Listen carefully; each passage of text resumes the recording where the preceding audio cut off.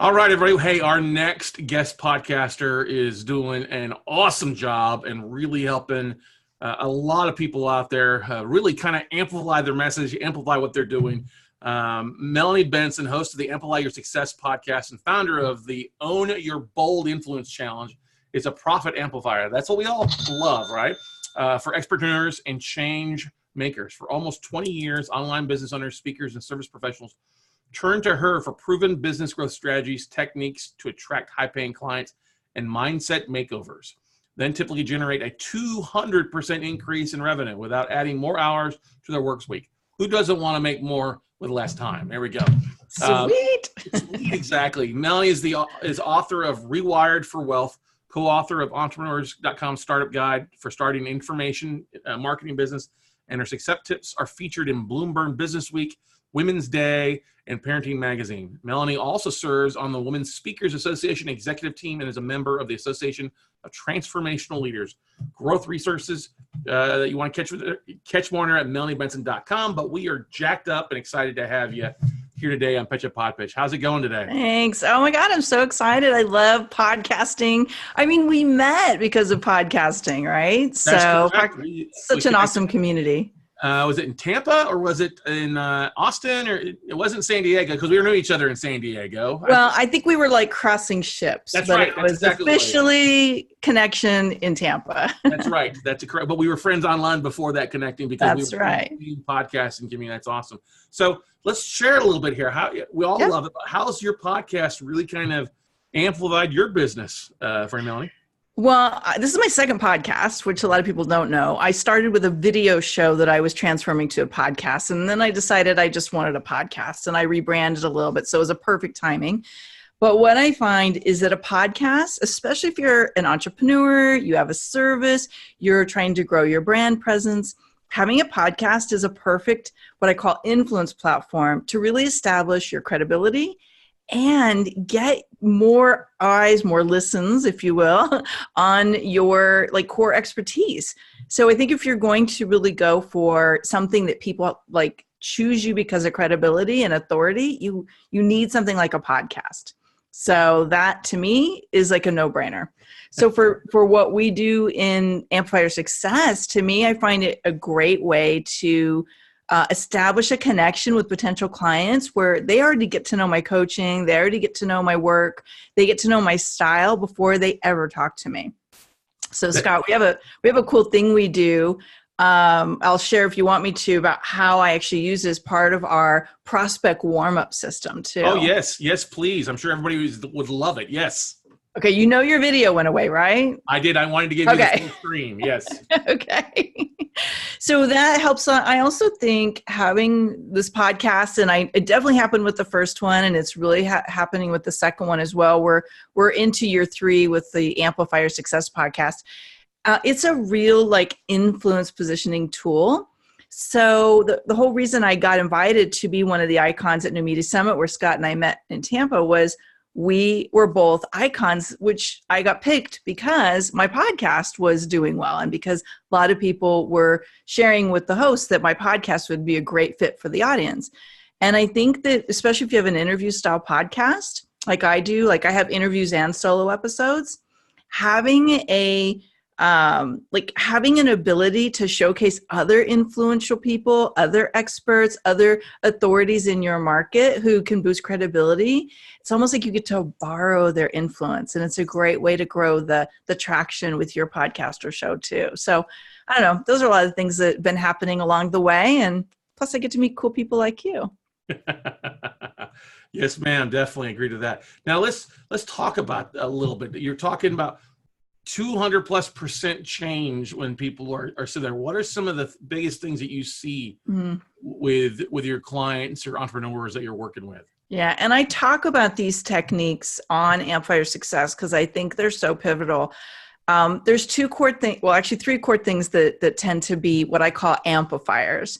And one is really creating a business model that can be amplified.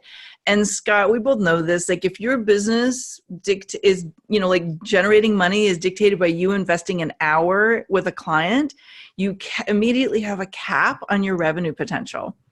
So, but a lot of people, this is a blind spot. Like the thing you do in the world, that the great gift you have needs you, or so you believe.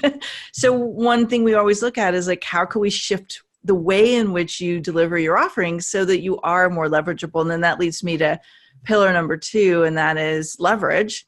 Like if you're going to grow, you need to be able to have leverage. And a lot of my clients and some of my best success stories are people who were doing everything all on their own.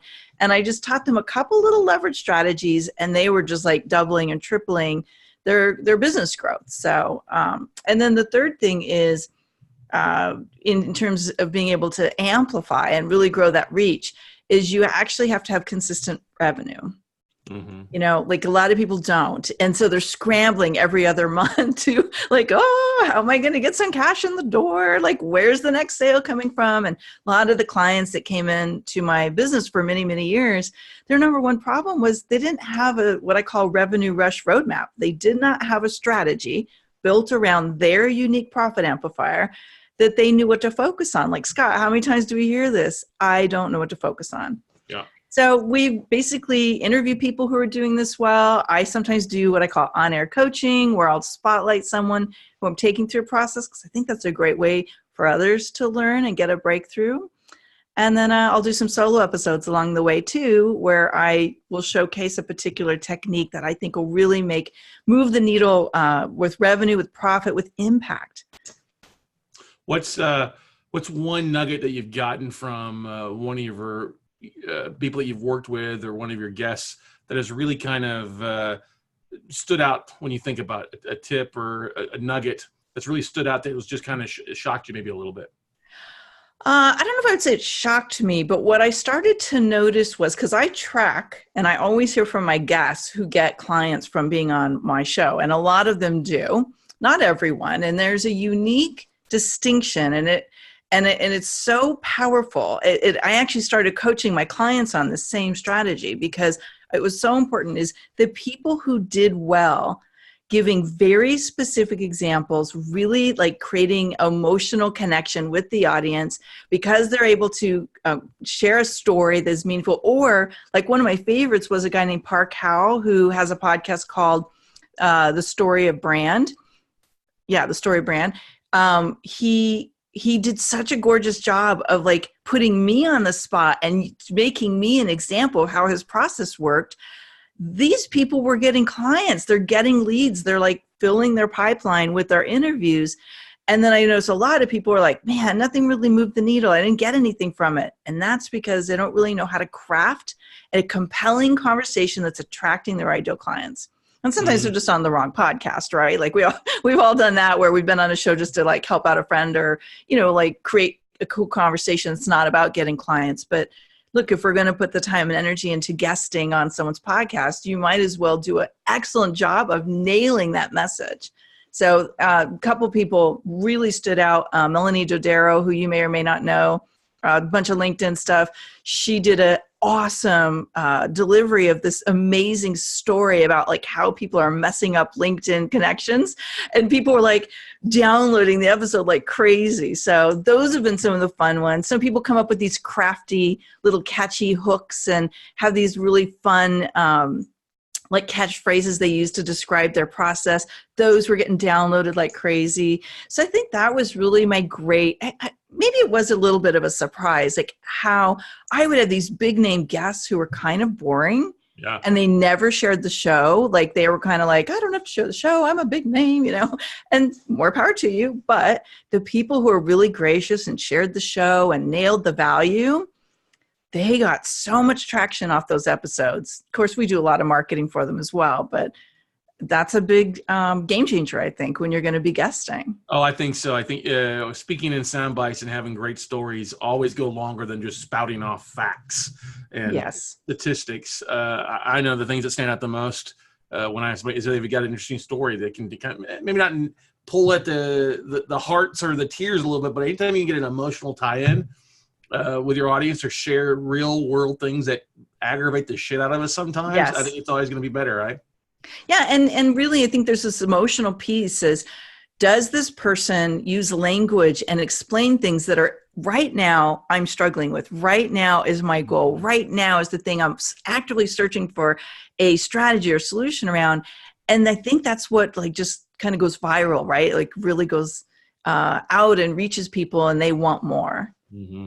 That's the truth. If you can be a problem solver, you'll never go hungry or go without cash flow. I think it kind of ties back in a little bit what you're talking about.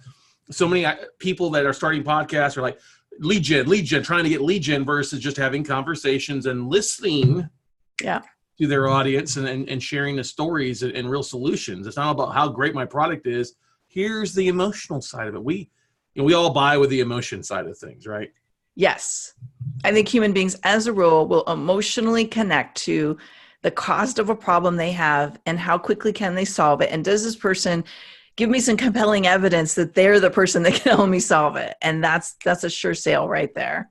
And by the way, we don't always go on podcasts to make a sale. Sometimes it's really just about like keeping our brand conversation alive, right? Continuing to build those collaborative connections to, bring exposure maybe to a book or a new program that we have or a concept, right? So there's a lot of reasons why we want to get on podcasts.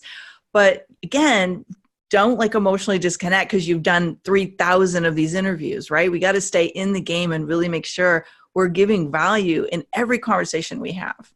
Yeah, if you've got the same pitch, it's going to get old quick. I think you're exactly right.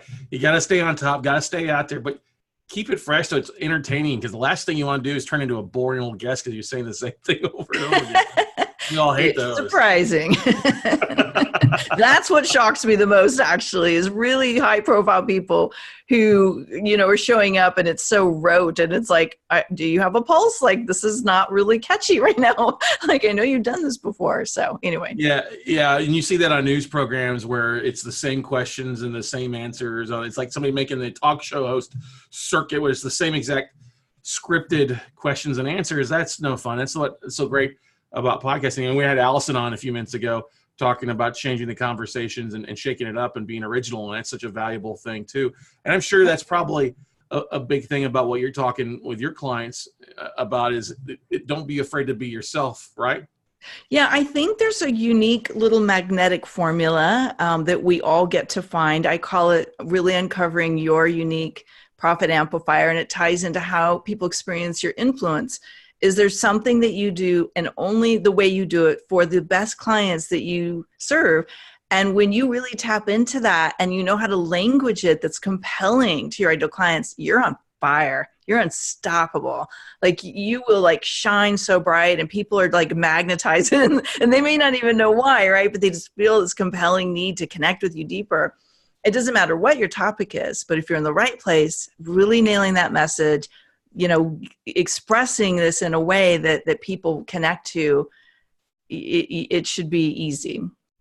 Yeah, I think you hit the nail right on the head there for everybody. If you wanted a monetization strategy of your podcast, I think she just gave it to you, everybody. Be yourself and don't be afraid to connect and be yourself. Just and focus on solving those issues and making sure to pull the right, I guess say heartstrings when you're telling your stories and be original, which is awesome there. What advice would you give to those that are out there that are maybe struggling with their podcast a little bit? Yeah, well, there's a few reasons why people struggle. Either A, they don't know how to monetize it, or B, they don't know how to market it, right? And so I've had people come to me who want to start a podcast, and I actually work on strategy. Like I don't get into the technology, but I work on the strategy of why are you starting this podcast and how are you going to connect it back to what has meaning and value? And a lot of people get excited about a topic, Scott, and they're so excited about having a conversation, but it has absolutely no strategic connection to what's going to move the revenue needle. And our previous guest was talking about pod fade. The reason why people stop doing their podcast is it's not giving them anything of value. Mm-hmm. And at a certain point, passion alone is not enough to continue all the work it takes to run a podcast. You've got to have it equal profits. And it could be a lot of things for profit. Like it could be getting your name out there. It could be building the platform for your book launch. There's a lot of reasons we do it, but you've got to do your due diligence in the beginning to monetize it and make sure you know how to market it. Marketing basically means how are you going to get views or listens depending on how you're setting up your show.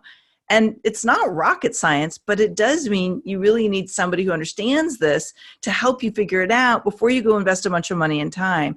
And, Scott, I think you would agree with me that not everybody has to do a daily show. Not everybody has to do a weekly show. Mine's a weekly show. We air every Monday on all of our platforms, iTunes, or I guess it's Apple Podcasts now, Stitcher, Spotify, all that. And then Wednesday, we go live on our show page at Amplify Success Podcast. And then it's like clockwork. But some people are like, Melanie, that's too much work for me. So do seasons, do 12 episodes and then find a new, thing and do 12 episodes. So do what works for you. Make sure it's aligned, but figure out how you're going to be consistent with it.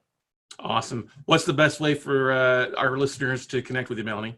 Well, I always love you guys listening to Amplify Your Success Podcast. Come tell me what's a favorite of yours. And by the way, we actually feature the people who subscribe, rate, and review our show all over social media. So you want a great boost of visibility, give us a rockin' testimonial, tell us what you love, and we'll be featuring you. So that's really the best way for us to connect. Awesome, Melanie. Thank you so much for taking time out of your busy day to join us here. And we'll be in touch shortly with a couple of things. All righty? Bye for now. Bye. All right, everybody. That was awesome. Good stuff. All right.